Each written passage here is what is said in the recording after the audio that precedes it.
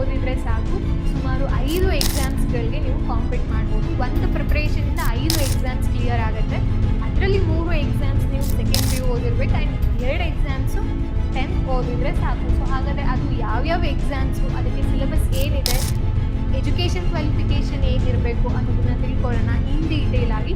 ನನ್ನ ಹೆಸರು Shweta. Welcome to NCG competitive institute YouTube channel ಅಂತ ಹೇಳ್ತಾ ಲೆಟ್ ಸ್ಟಾರ್ಟ್. ಸೊ ಅದಕ್ಕೆ ಹೋಗೋಕ್ಕಿಂತ ಮುಂಚೆ ಇಲ್ಲಿ ನಮ್ಮ ಅಡ್ವರ್ಟೈಸ್ಮೆಂಟ್ ಪೋಸ್ಟರ್ ನೀವು ನೋಡ್ತಿದ್ದೀರಾ. ಮೇಜರ್ ಆಗಿ ನಾವು ಏನು ಶುರು ಮಾಡ್ತಿದೀವಿ ಅದೇನೆ. ಸೊ ಒಂದು ಪ್ರಿಪ್ರೇಷನ್ 5 ಎಕ್ಸಾಮ್ಸ್. ಯಾವ್ದಾವ್ದದು ಇಲ್ಲಿ ಕಾಣ್ತಿರುವಂಥದ್ದು ಪಿ ಸಿಲಿ ನಿಮಗೆ 3 ತರ ಬರುತ್ತೆ. ಒಂದು ಸಿವಿಲ್ ಕಾನ್ಸ್ಟೇಬಲ್, CRDR, ಹಾಗೆ ಇನ್ನೊಂದು VAO ಮತ್ತೆ SDA. ಇಲ್ಲಿ ನಾವು ಅಬ್ಸರ್ವ್ ಮಾಡ್ಬೇಕಾಗಿರೋದು ಏನಪ್ಪಾ ಅಂತ ಅಂದ್ರೆ, ನಿಮಗೆ ಈ PC ಇರ್ಬೋದು, CAR DAR ಇರ್ಬೋದು, ಹಾಗೆ VAO ಮತ್ತೆ SDA. ಈ 5 ಎಕ್ಸಾಮ್ಸ್ಗಳಿಗೆ ಏನ್ ಕಾಮನ್ ಇದೆ, ಸಿಲೆಬಸ್ ಬಗ್ಗೆ ಮಾತಾಡ್ತಿದ್ದೀನಿ. ಏನ್ ಕಾಮನ್ ಇದೆ? GK ಕಾಮನ್ ಇದೆ, ಹೌದಲ್ವಾ? ಅಂದ್ರೆ ಜನರಲ್ ನಾಲೆಡ್ಜ್ ಅಥವಾ ನೀವು ಜನರಲ್ ಸೈನ್ಸ್ ಅಂತ ತಗೊಳ್ಬಹುದು. ಸೊ ಈ ಪೇಪರ್ ಕಾಮನ್ ಇದೆ. ಸೊ ಇದು ಒಂದು ಕಾಮನ್ ಇಟ್ಕೊಂಡು ನೀವು ಈ ಎಲ್ಲಾ ಎಕ್ಸಾಮ್ಸ್ಗಳಿಗೂ ಕೂಡ ನೀವು ಪ್ರಿಪರೇಷನ್ ನಡೆಸ್ಬೋದು. ಒಂದು ಎಕ್ಸ್ಟ್ರಾ ಏನಂತ ಅಂದ್ರೆ, ನಿಮಗೆ VAO ಮತ್ತೆ SDA ಎಕ್ಸಾಮ್ಸ್ಗಳಿಗೆ ನಿಮಗೆ ಕಮ್ಯುನಿಕೇಶನ್ ಪೇಪರ್ ಒಂದು ಎಕ್ಸ್ಟ್ರಾ ಇರ್ತಾ ಹೋಗುತ್ತೆ, ಹೌದಲ್ವಾ? ಸೊ ಹಾಗಾದ್ರೆ ಇಲ್ಲಿ GK ಒಂದು ಇಟ್ಕೊಂಡು ನಾವು ಈ ಎಕ್ಸಾಮ್ಸ್ಗಳಿಗೆ ಕಾಂಪೀಟ್ ಮಾಡ್ಬೋದು ಅನ್ನೋದಾದ್ರೆ, ಈ GK ಪೇಪರ್ನ ಸಿಲೆಬಸ್ ಏನಿರುತ್ತೆ ಅನ್ನೋದನ್ನ ತಿಳ್ಕೊಳ್ಳೋಣ. ಅಂಡ್ ಇನ್ನೊಂದು ಕಾಮನ್ ಪ್ಯಾಟರ್ನ್ ಏನು, ಈ ಎಲ್ಲಾ ಎಕ್ಸಾಮ್ಸ್ಗಳನ್ನ ಕಂಡಕ್ಟ್ ಮಾಡ್ತಿರೋದು ಯಾವ ಬೋರ್ಡು?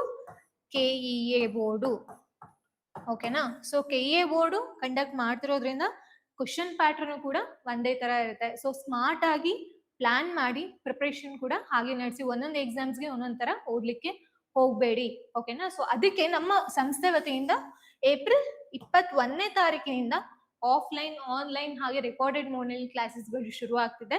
ಟೆಸ್ಟರೀಸ್ ಕೂಡ ಕಾಂಪ್ಲಿಮೆಂಟರಿ ಆಗಿ ಸಿಗ್ತಿದೆ, ಮೆಂಟರ್ಶಿಪ್ ಸಿಗ್ತಿದೆ. ಸೊ ಒಟ್ಟಾರೆಯಾಗಿ ಇದು ಒಂದು ಕಂಪ್ಲೀಟ್ ಪ್ಯಾಕೇಜ್ ಅಂತಾನೆ ಹೇಳ್ಬೋದು. ಸೊ ಇಂಟ್ರೆಸ್ಟೆಡ್ ಕ್ಯಾಂಡಿಡೇಟ್ಸ್ ಇಲ್ಲಿ ಕಾಣ್ತಿರುವಂತ ನಂಬರ್ಗೆ ನೀವು ಕಾಂಟ್ಯಾಕ್ಟ್ ನ ಮಾಡ್ಬೋದು, ಓಕೆನಾ? ಸೊ ಇವಾಗ GK ಬಗ್ಗೆ ಹೇಳಕ್ ಹೋದ್ರೆ, ನಾನು ಇದರಲ್ಲಿ ಯಾವ್ಯಾವ ಸಬ್ಜೆಕ್ಟ್ಸ್ ಬರುತ್ತೆ? ಹಿಸ್ಟ್ರಿ ಬರುತ್ತೆ. ಹಿಸ್ಟ್ರಿಲಿ ಅಗೇನ್ ನಾವು ಡಿವೈಡ್ ಮಾಡ್ತಾ ಹೋಗ್ತೀವಿ. ಏನೇನು? ಏನ್ಷಿಯಂಟ್ ಇರ್ಬೋದು, ಪ್ರಾಚೀನ ಭಾರತ ಇತಿಹಾಸ, ಮಿಡಿವಲ್ ಹಿಸ್ಟ್ರಿ ಇರ್ಬೋದು, ಮಧ್ಯಕಾಲೀನ ಇತಿಹಾಸ, ಕರ್ನಾಟಕ ಹಿಸ್ಟ್ರಿ, ಹಾಗೆ ಮಾಡರ್ನ್ ಹಿಸ್ಟ್ರಿ, ಆಧುನಿಕ ಭಾರತದ ಇತಿಹಾಸ. ಇದಿರುತ್ತಾ? ಇದು ಎಲ್ಲಾ ಎಕ್ಸಾಮ್ಸ್ಗೂ ಇರುತ್ತಾ? ಹಾಗೇನೆ ನೀವು ಜಿಯೋಗ್ರಫಿ ತಗೊಂಡಾಗ ಫಿಸಿಕಲ್ ಜಿಯೋಗ್ರಫಿ ಅಂತ ಹೇಳ್ತೀವಿ, ಪ್ರಾಕೃತಿಕ ಭೂಗೋಳ ಶಾಸ್ತ್ರ, ಇಂಡಿಯನ್ ಜಿಯೋಗ್ರಫಿ, ಭಾರತದ ಭೂಗೋಳ ಶಾಸ್ತ್ರ, ಕರ್ನಾಟಕ ಜಿಯೋಗ್ರಫಿ, ಹಾಗೆ ವರ್ಲ್ಡ್ ಜಿಯೋಗ್ರಫಿ, ಪ್ರಾಪಂಚಿಕ ಭೂಗೋಳ ಶಾಸ್ತ್ರ, ಹೌದಲ್ವಾ? ಅದ್ರ ಜೊತೆಗೆ ಪಾಲಿಟಿ. ಯಾವುದು ನಿಮಗೆ? ಪಾಲಿಟಿ ಅಂಡ್ ಕಾನ್ಸ್ಟಿಟ್ಯೂಷನ್ ಎರಡು ಕೂಡ ಒಂದೇನೆ. ಅದನ್ನ ಕನ್ನಡದಲ್ಲಿ ಭಾರತದ ಸಂವಿಧಾನ ಅಂತ ಹೇಳ್ತೀವಿ. ಅಂಡ್ ಎಕನಾಮಿಕ್ಸ್, ಹೌದಲ್ವಾ? ಅರ್ಥಶಾಸ್ತ್ರ. ಅದ್ರ ಜೊತೆಗೆ ಸೈನ್ಸ್ ಅಲ್ಲಿ ಅಂತ ತಗೊಂಡಾಗ, ಜನರಲ್ ಸೈನ್ಸ್ ಅಂದಾಗ ಬರೀ 3 ಬರುತ್ತೆ. ಯಾವುದು? Biology, physics, chemistry. General science ಜೊತೆಗೆ ಟೆಕ್ನಾಲಜಿ ಕೂಡ ಆಡ್ ಆನ್ ಮಾಡ್ಬೇಕಾಗತ್ತೆ. ಏನೇನ್ ಬರುತ್ತೆ ಎಕ್ಸ್ಟ್ರಾ ಹಾಗಾದ್ರೆ ಅಂತ ಅಂದ್ರೆ, ಟೋಟಲ್ ಆಗಿ ಸೈನ್ಸ್ ಅಲ್ಲಿ ನಾವು 5 ಪಾರ್ಟ್ಸ್ ನ ನೋಡ್ತೀವಿ. ಯಾವ್ಯಾವ್ದು?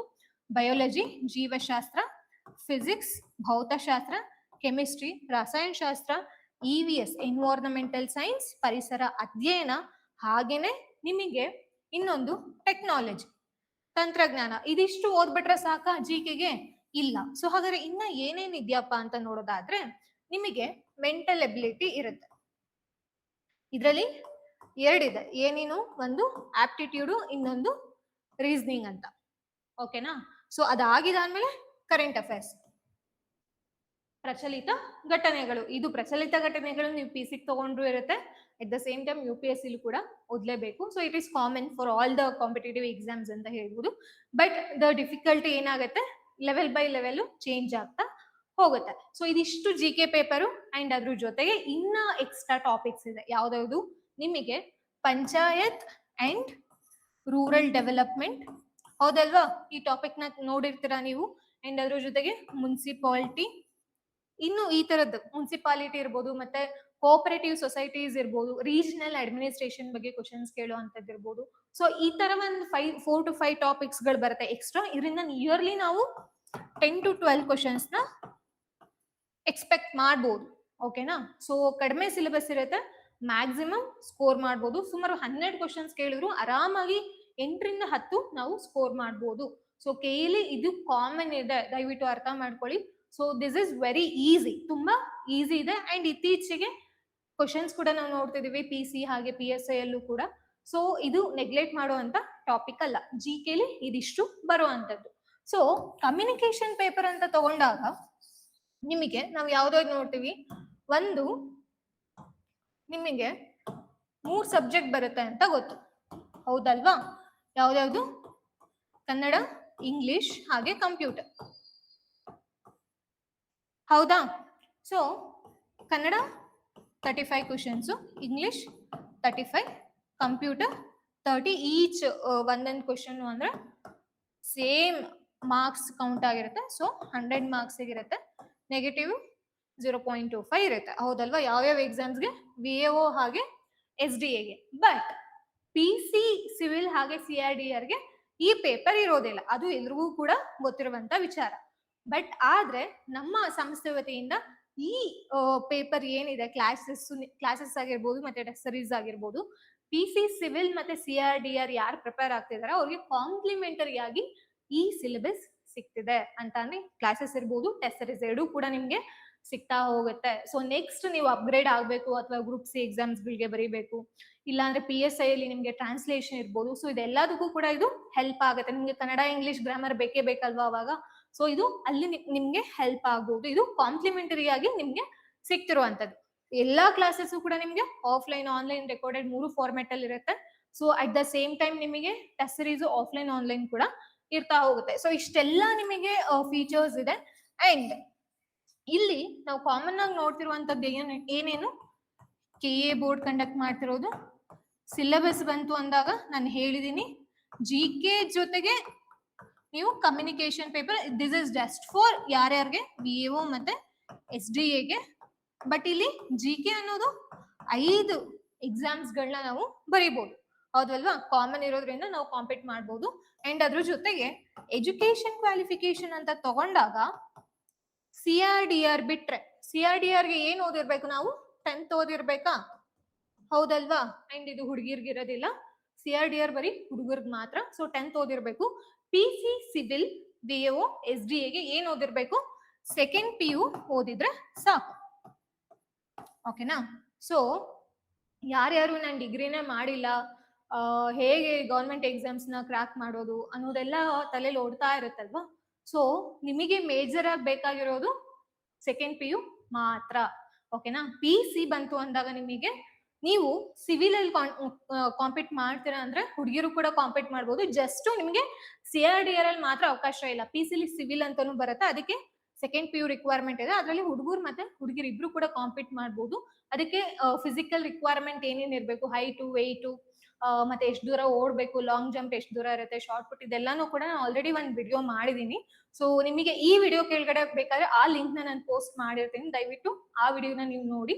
ಅಂಡ್ ಇದ್ರ ಜೊತೆಗೆ ಇನ್ನೊಂದು ವಿಚಾರ ನಾನು ಮಾತಾಡ್ಬೇಕು, ಏನಂತ ಅಂದ್ರೆ ಇತ್ತೀಚೆಗೆ ಏನು ಪ್ರಜಾವಾಣಿ ಅವರು ಅಂದ್ರೆ ಒಂದೆರಡು ದಿನದ ಹಿಂದೆ ಸೊ G ಪರಮೇಶ್ವರ್ ಅವ್ರು ಹೇಳಿರೋ ಹಾಗೆ ಸುಮಾರು 1000 PSI ಹುದ್ದೆಗಳು ಹಾಗೆ 8000 ಕಾನ್ಸ್ಟೇಬಲ್ ಹುದ್ದೆಗಳನ್ನ ನಾವು ನೋಟಿಫಿಕೇಶನ್ ಮಾಡ್ತೀವಿ ಶೀಘ್ರದಲ್ಲಿ ಅಂತ. ಬಟ್ ಆ ಶೀಘ್ರ ಅಂದ್ಕೊಂಡು ತುಂಬಾನೇ ಟೈಮ್ ತಗೊಳ್ತಿದೆ ಅಂತ ಎಲ್ರಿಗೂ ಗೊತ್ತು, ನಮಗೂ ಗೊತ್ತು, ನಿಮ್ಗೂ ಗೊತ್ತು. ಬಟ್ ಒನ್ ಥಿಂಗ್ ಏನಂದ್ರೆ ನೋಟಿಫಿಕೇಶನ್ ರೆಡಿ ಇರೋದಂತೂ ಪಕ್ಕಾ ಅಲ್ವಾ? ಸೊ ಇಂಟರ್ನಲ್ ರಿಸರ್ವೇಶನ್ ಈ ತರದೆಲ್ಲ ಹೋರಾಟಗಳು ನಡೀತಾನೆ ಇದೆ.